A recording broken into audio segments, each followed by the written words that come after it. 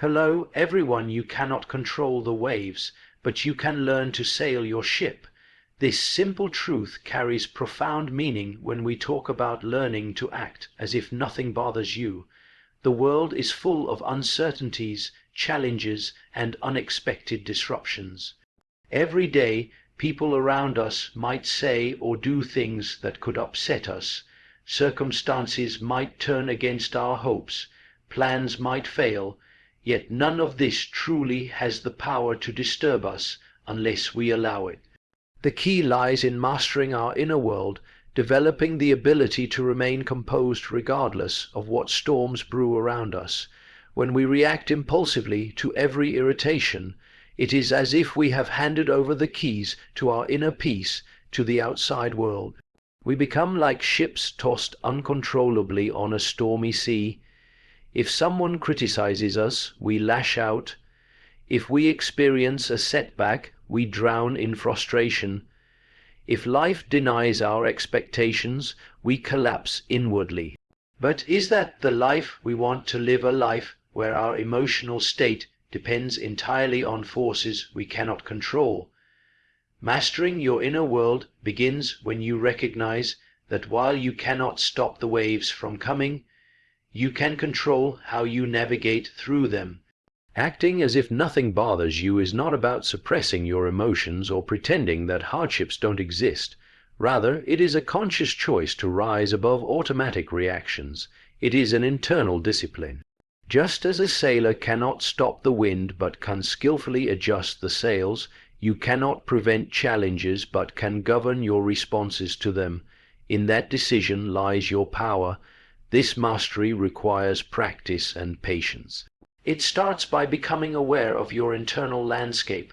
When something triggers you, a rude comment, a betrayal, a failure, instead of immediately reacting, you pause. You observe what is happening within you. You notice the anger, the sadness, the fear, but you do not act from them blindly. You realize that feelings are visitors, not rulers. They come and go, but your deeper self remains steady beneath the surface. Over time, as you practice this way of being, you develop resilience. Resilience is not the absence of emotion. It is the ability to move through emotions without being controlled by them. Each moment you choose to act calmly instead of reacting impulsively. You strengthen your inner core. You deepen your ability to stay centered in the midst of chaos. And slowly, acting as if nothing bothers you becomes less an act and more your natural state of being. Moreover, mastering your inner world grants you a profound sense of freedom. You are no longer at the mercy of other people's opinions, random events, or the unpredictable tides of life. You stand rooted within yourself. You carry your peace with you. You understand that true strength does not roar. Often it is silent, like the deep ocean beneath a rippling surface. Carl Jung once said, "I am not what happened to me. I am what I choose to become." By choosing how you act, especially under pressure, you shape the person you are becoming. Each time you act unbothered, not through suppression, but through conscious self-command, you are affirming to yourself and the world, "I am in charge of my inner world. The waves will never stop. Life will always be unpredictable." But you can be the skilled sailor who knows how to adjust the sails, navigate the storms, and move forward with dignity, grace, and quiet power. You can be the one who acts as if nothing bothers you because truly in your center nothing does. Between stimulus and response, there is a space. In that space lies your power. Understanding this simple truth can change your life. Most people live in a constant cycle of stimulus and immediate reaction. Something happens, someone insults them, they lose a deal, they face an unexpected challenge, and they react automatically, often with anger, fear, or frustration. They live as if they have no choice but to obey whatever emotion rises first. But what separates those who are strong, composed, and wise from those who are easily shaken is the ability to recognize and expand that space between what happens and how they respond. Awareness is the key. Without awareness, we are puppets to our own instincts. With awareness, we become the masters of our fate. When something provokes you, notice what rises within you before you act on it. Maybe it is the flush of anger when someone disrespects you. Maybe it is fear when something important goes wrong. Maybe it is sadness when a relationship disappoints you. Instead of being swept away, simply pause and witness it. In that moment of witnessing, you create space. And within that space, you can choose a different path. This is not easy. Our emotional reactions are deeply ingrained, often conditioned over years of experience. When we were children, perhaps reacting in anger or withdrawing in sadness was how we coped. As adults, however, we have the opportunity to break free from these old patterns.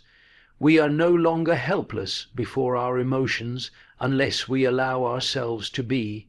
Expanding the space between stimulus and response gives you time to ask yourself important questions. Is this reaction truly necessary? What outcome do I want in this situation? Am I responding from my higher self or from a wounded part of me? These few seconds of reflection can mean the difference between escalating a conflict or diffusing it, between deepening a mistake or learning from it. Moreover, acting with conscious response rather than blind reaction builds trust not just with others, but with yourself. You begin to trust your own ability to stay steady under pressure.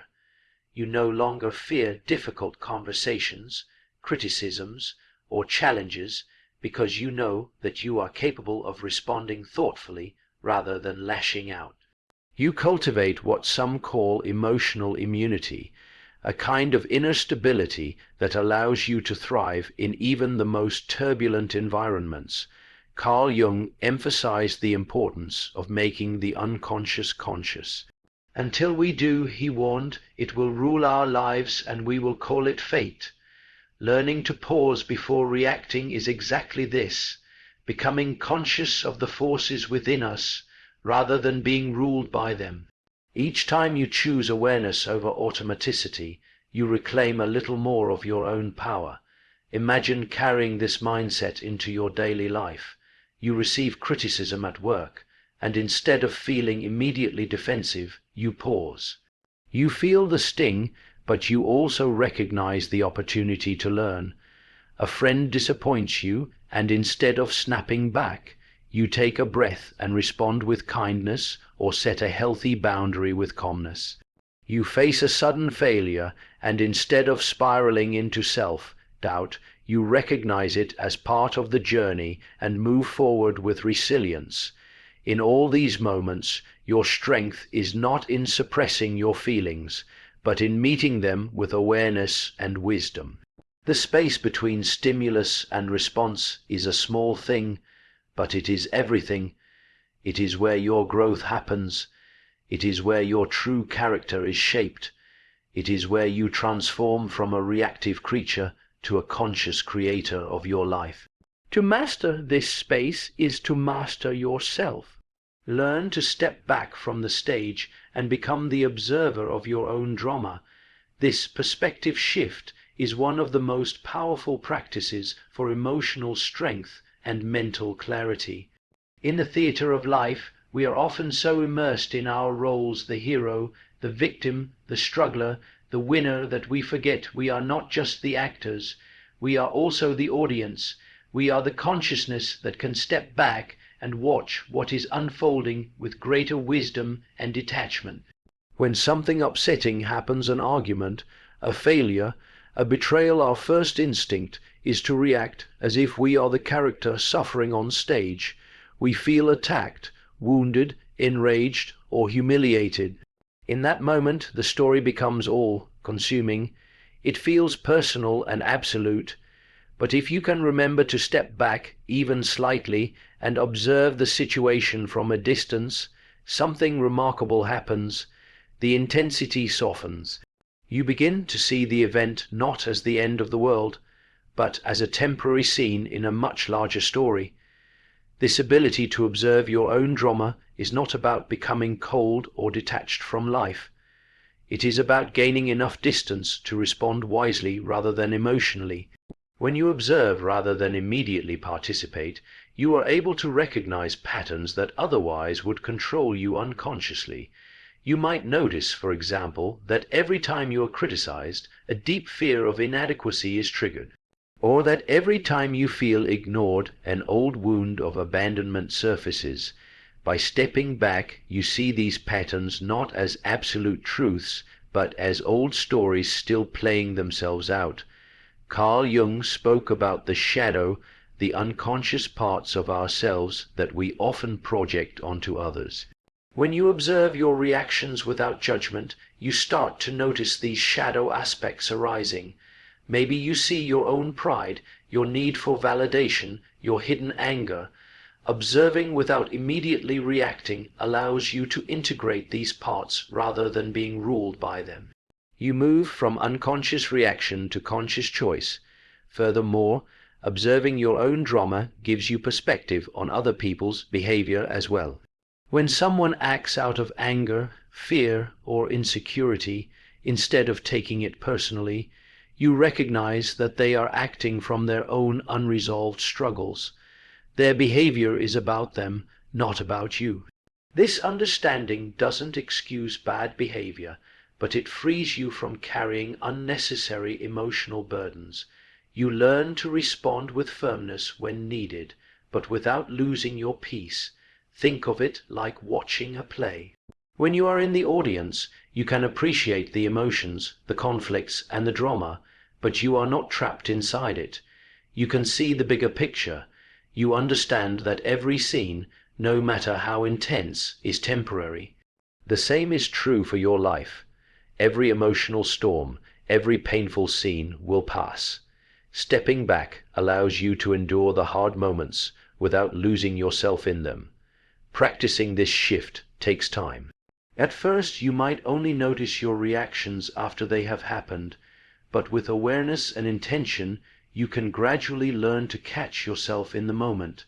A useful practice is to mentally say, "I am noticing that I am feeling angry," or "I am observing a strong fear arising in me." This simple language creates space between you and the emotion, allowing you to respond more thoughtfully. Learning to observe your own drama is an act of self-compassion and inner leadership. It is choosing to be the captain of your ship rather than a passenger tossed by every wave. It is realizing that you are not your anger, your fear, or your sadness. You are the awareness in which all these feelings arise and pass. By stepping back and watching, you do not abandon life, you engage it with greater clarity, resilience, and wisdom. You become not just a participant, but a conscious creator of your story, and in doing so, you find a profound freedom that no external circumstance can take away. Acting calm is not fake, it is practice for becoming truly calm.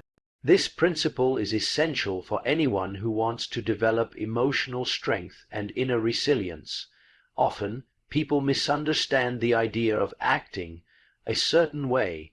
They assume that if you are feeling angry or anxious, but present yourself calmly, you are being dishonest. But in truth, there is a powerful psychological process at work. Behavior shapes being. How you act consistently can rewire your emotional habits and eventually transform your internal state. Human beings are not fixed creatures. Our emotions, thoughts, and even personalities are malleable. The brain is capable of change, a phenomenon known as neuroplasticity. Every time you choose to act in a certain way, even when it feels unnatural at first, you are strengthening the neural pathways associated with that behavior. Over time, those pathways become stronger and more automatic.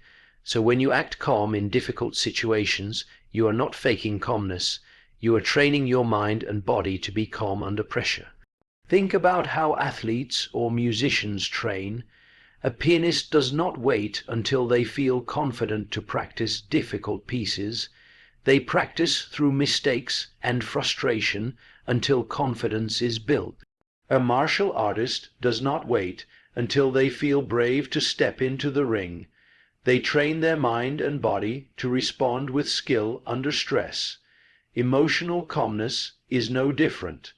It is a skill, and like any skill, it must be practiced, especially when it feels difficult. Carl Jung emphasized the importance of integrating different parts of the psyche to become a whole and balanced person. Part of this integration involves recognizing that we are not helpless victims of our emotions. We have the power to influence how we feel by how we choose to act. When you act with composure during a challenging moment, you are sending a powerful message to your unconscious mind. I am safe. I am capable. I am not overwhelmed. The more often you send this message, the more your inner world begins to believe it. Of course, this does not mean ignoring your emotions or pretending they do not exist. It means acknowledging your emotions without letting them dictate your behavior. You can feel anger rise within you and still choose to speak calmly. You can feel fear stirring and still choose to take thoughtful action. Each time you do this, you are reinforcing the belief that you are stronger than your immediate impulses. Another way to understand this is through the idea of self-respect. When you act calmly, even when it is hard, you are respecting your deeper self, the part of you that values dignity, wisdom, and strength. You are refusing to let temporary emotions sabotage your long-term character. Over time, this builds true confidence, not based on external validation, but rooted in your own ability to handle life's ups and downs with grace. Consider someone you admire for their composure. They are not unfeeling robots. They are people who have trained themselves to stay steady. They have likely faced storms and felt intense emotions just like you. The difference is that they practiced acting from their higher self rather than from their first emotional impulse. In your own life, opportunities to practice are everywhere. The next time someone cuts you off in traffic, the next time a colleague speaks sharply, the next time plans fall apart, these are your training grounds. You do not have to feel perfectly calm to act calmly. Acting calmly in the midst of emotional noise is what builds real emotional intelligence. Over time, what once felt like an act becomes natural. What once required effort becomes effortless. You become someone who truly embodies calmness, not because life became easier, but because you became stronger. And that strength will carry you through every challenge with a quiet power that others will feel and that you will deeply trust within yourself. The oak tree stands firm not because the wind is gentle, but because its roots are deep. In the same way, true strength is not the absence of challenge, but the ability to remain steady despite it. Life will never be free of difficulties, criticism, or emotional turbulence. Waiting for life to become easier before you find peace is a losing strategy.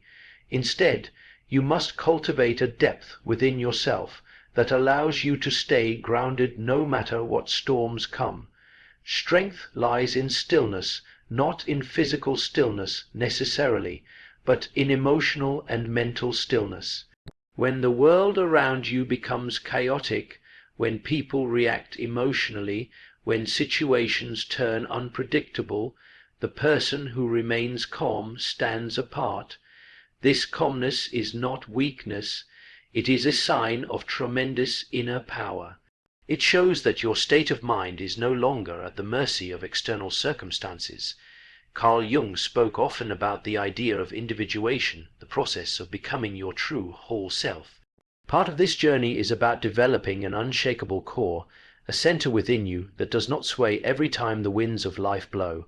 Without a strong inner foundation, you are like a shallow, rooted tree. Any strong breeze can knock you over. But with deep roots built through self-awareness, discipline, and conscious practice, you can endure much more than you ever thought possible.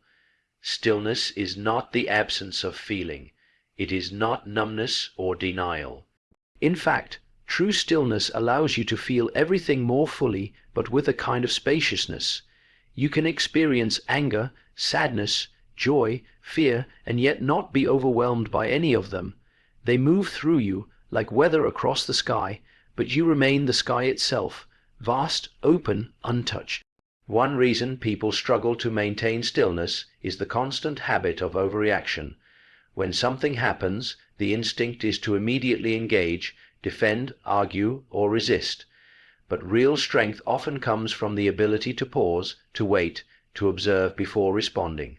That moment of stillness can make all the difference between a wise action and a regretful reaction. Imagine a scenario where someone insults you unfairly. The immediate urge might be to lash back, to defend your pride. But if you can pause, breathe, and allow the insult to pass through you without needing to react, you have exercised real power. You have refused to let someone else dictate your behavior. You have proven that your center is stronger than their chaos. This kind of strength is not developed overnight. Like the oak tree, it takes time to grow deep roots. It is built in small moments. The choice to stay silent rather than argue, the decision to reflect before acting, the ability to endure discomfort without immediate escape. Each small act of stillness strengthens your foundation. Stillness also gives you clarity. In the midst of chaos, the person who can remain still can see clearly what is happening, while others are blinded by emotion. This clarity allows for better decisions, more effective actions, and ultimately greater success and fulfillment.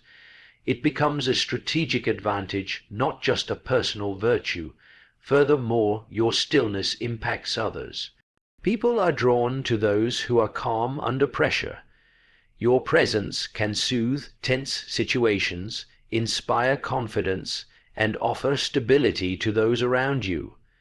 Like a strong tree providing shelter, your inner strength becomes a source of comfort and guidance for others. To cultivate this stillness, practice mindfulness. Take time each day to sit quietly, breathe deeply, and observe your thoughts without judgment. Practice responding thoughtfully rather than reacting impulsively. Remind yourself daily that storms are inevitable, but your roots are within your control. Strength lies not in avoiding life's difficulties, but in standing firm through them. Be like the oak tree, not because the winds are gentle, but because your roots run deep. In your stillness you will discover a power greater than any storm, the unshakable strength of a soul at peace with itself. You don't have to attend every argument you're invited to. This simple truth can transform your life in ways you might not expect. Every day, situations arise where someone tries to pull you into conflict, a rude driver on the road, a sarcastic comment from a colleague, a heated debate at the dinner table. It's easy to feel like you have to respond, to defend yourself, to prove a point. But in reality, you have the power to choose whether to engage or to walk away, and often the strongest, wisest choice is to decline the invitation entirely. Engaging in every argument drains your energy, scatters your focus, and ties you to negativity. Not every comment deserves a response. Not every slight requires a counterattack. Sometimes the highest act of self-respect is to stay silent and let the storm pass without stepping into it. Carl Jung taught that much of what we react to in others is actually a reflection of something unresolved within ourselves. When you find yourself constantly pulled into battles, it's worth asking, what inside me feels the need to fight?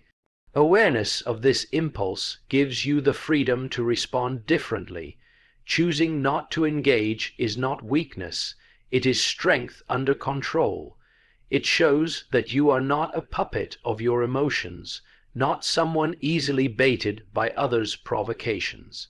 It demonstrates that you know your worth and understand that your peace of mind is more valuable than winning an argument. Every time you resist the pull of unnecessary conflict, you reinforce your emotional discipline and deepen your inner calm.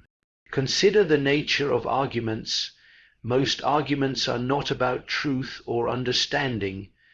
They are about ego, about who is right, who is louder, who can dominate the other. Rarely does anyone come out of an argument truly enlightened. More often, both sides leave feeling more entrenched in their positions, more bitter and more disconnected. By refusing to engage, you refuse to feed this cycle, you rise above it. There is wisdom in asking yourself, what do I really hope to achieve by engaging? If the answer is to satisfy pride or anger, it's a sign that silence may serve you better.